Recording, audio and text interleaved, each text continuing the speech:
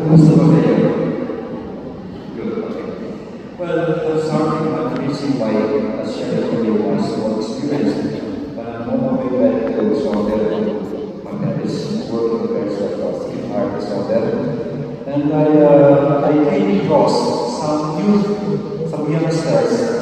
They were dressing like Santa with the red one, the big belly, just studying, yeah, next to the store, and then seeing the Santa Claus is coming to town.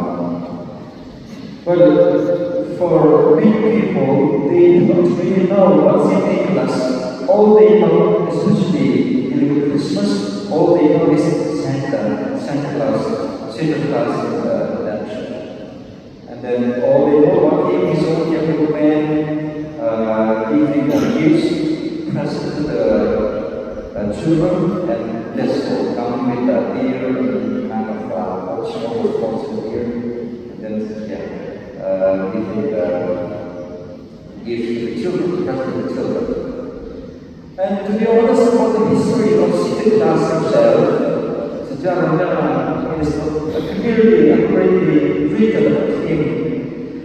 Only this month he was a priest and becoming a bishop of Myra. And then he's becoming the saint patron, the patron of the Russia, Ugra. So it's well known to them. It's very simple. Only a few stories about him. Beberapa kisah cerita tentang St. Nicholas. Ada yang mengisahkan bahwa when he was handling the people who were starving, they were kelaparan, and then he was bringing away the candle with the candle, put the candle, and then there were two demons hiding in the candle, in the sack, But what did St. Nicholas do? St. Nicholas was making Santa Claus. Santa Nicholas memberkati kawan dengan kata salib. Jadi dua David, setan ini, itu sebenarnya setan orang people, orang jahat atau spirit atau. Tetapi ketika St. Nicholas blessing memberikan berkat salib ke atas kawan itu, orang atau the blood darah become good people, good one who serve him. Makanya kalau kita lihat ada St. Nicholas ada penyakit hitam, nah siapa yang bertobat? Serious, this is the story. They were handling. So the lesson you're taking from here, from this story, face your problem. You have a problem, masalah, whatever in the school, wherever. Facing with faith in the name of the Lord. Maybe the problem won't be easy. It will be like that still seperti the problem, tetapi what will give you help, will be strengthened. Tuhan akan berkati, akan memberikan kekuatan kepada kita ketika kita melakukan semuanya in the name of Jesus, including to give and to receive. Itu akses. Juga ada kisah lain yang mengisahkan bahwa St. Nicholas, he heard the news about the family, a poor family, keluarga miskin yang anak perempuannya sempat to get married. Tetapi they were poor, they had no money. So what the plan was trying to kind of prostitution for earning money. Tapi ketika Santa Claus, St. Nicholas mendengar hal itu, dia memberikan secretly, dia tidak show tidak tunjuk orang-orang, tapi dia memberikan emas kepada keluarga ini, sehingga keluarga itu luput dari peristiwa kembali yang memerlukan. So the lesson we're taking from here, from this story, melakukan sesuatu, memberikan sesuatu, berbuat baik, jangan sampai kita seperti yang zaman now sekarang terjadi. Jadi memberikan sesuatu, you are about to give something to people, especially to the poor. This is what you do. Okay, dengan handphone.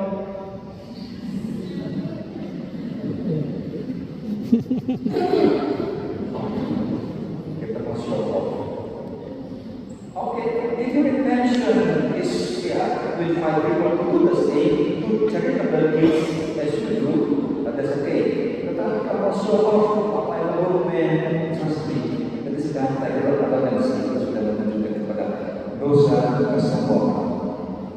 So, hari ini saudara-saudara kasih, Yayasan Pendidikan maupun ya Education Foundation ini merayakan Pesta Pendidikan, say the patron of this foundation. And then I believe that the first thing we have to do is give thanks to God, grateful to the Lord as we do now.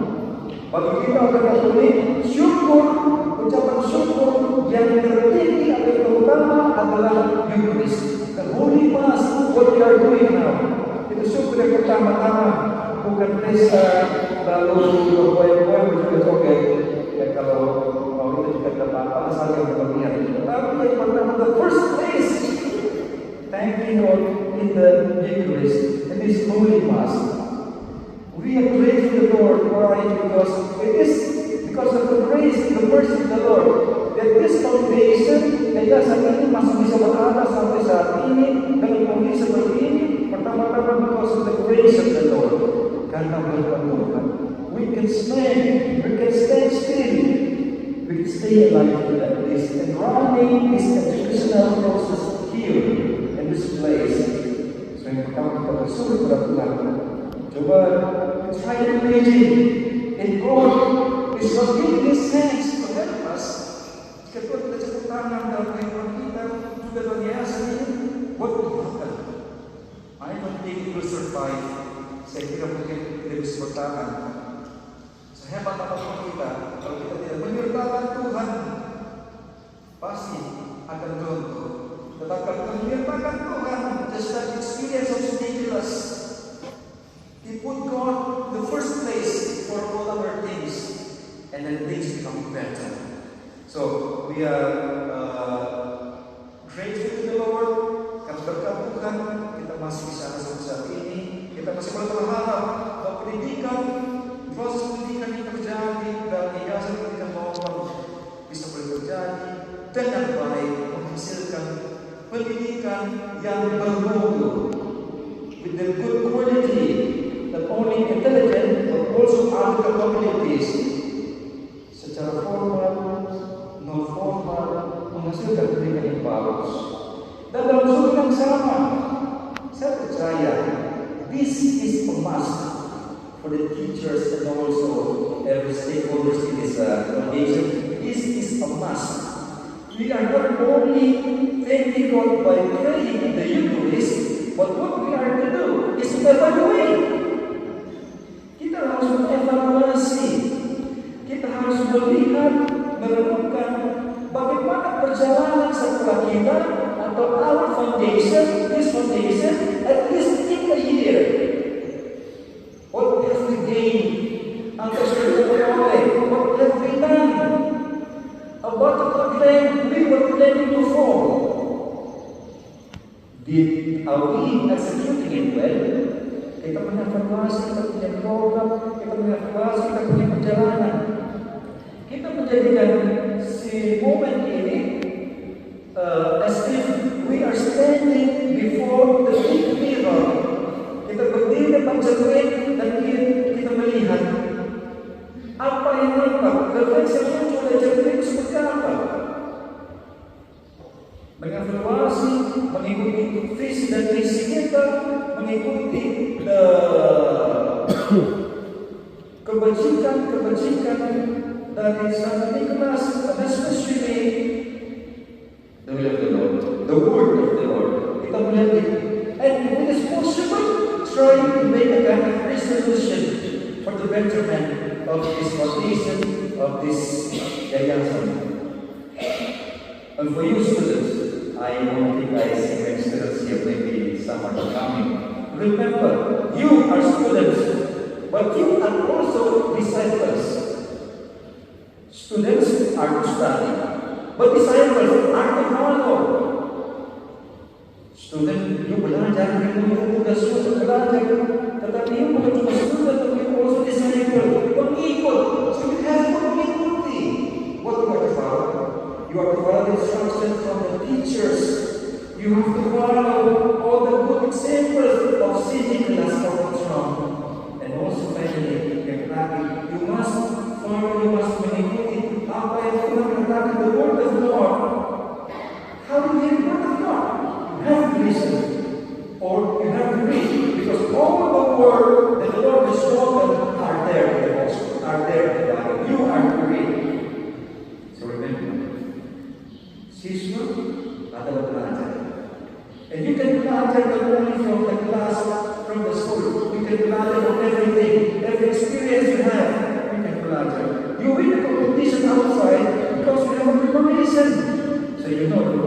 preparation stage, you will learn.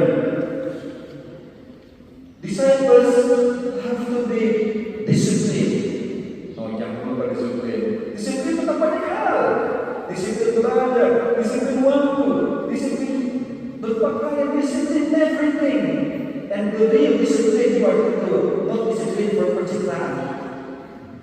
So when the teachers see, when this boy, this girl is a very disciplined student, how is good, only for pencitraan.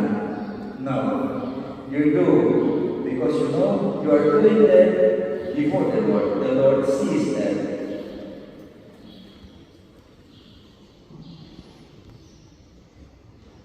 And also the staff and the teachers. My friends, trust me. Maybe you will always be the pahlawan tanpa kata jasa. That's the teacher. Jesus said the pahlawan tanpa jasa. The heroes without kata jasa, bintang oleh. Tetapi trust me, you are taking part in the kerosene of the Lord Jesus. Tuhan Yesus mengajar, you pun mengajar. Maka you are a very good one in the Lord.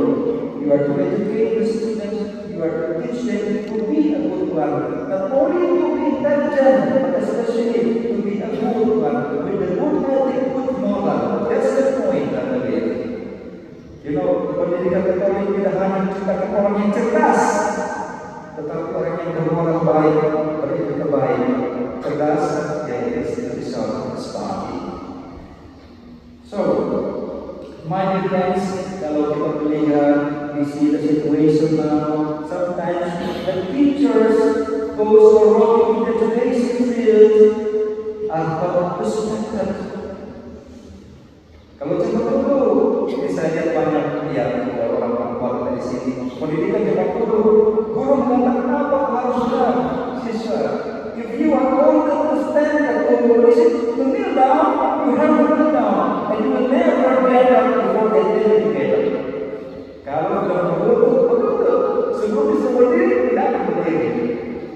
Zaman sekarang beda. Kalau konsentrasi siswa, you will be taken before the court, the mechanical, dibakar dimasukkan ke pengadilan. That's the challenge. The challenges you are facing. It is not easy. But again, coming and looking at the experience of Synod class, that you are doing in the name of the Lord. You are doing the ministry of the Lord. Trust me. The Lord will help you. The Lord will strengthen you. And the third point is you never reward there.